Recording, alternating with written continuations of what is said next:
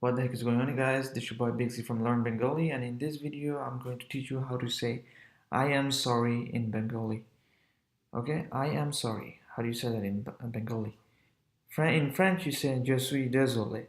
In Spanish you say lo siento mucho. But in Bengali you say ami dukkito, and that's it. Ami dukkito. I'm going to go over this with you right now. So here we go. I am sorry in Bangla is ami dukkito. That's the literal translation here. I am is ami here, and sorry is dukkito, just like I put over here. You know, in English we say sorry all the time, especially in a country like Canada. So, sorry is dukkito. You just say okay, dukkito means sorry. And for pronunciation purposes, here we go. Ami. That's ami here, right there. It's not Amy, just let you know, okay? It's ami. And dukkito. So just notice this in dukkito, there's a K and KH. See, there's DUKH.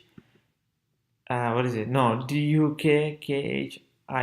So dukkito. Notice that this Bishargo here is acting as a call. Okay, so that's why it's dukkito. But whatever I written here in English is sufficient. Adding an H here doesn't make any difference. It's the same thing, right? Ami dukkito. It doesn't matter if the H is there or not.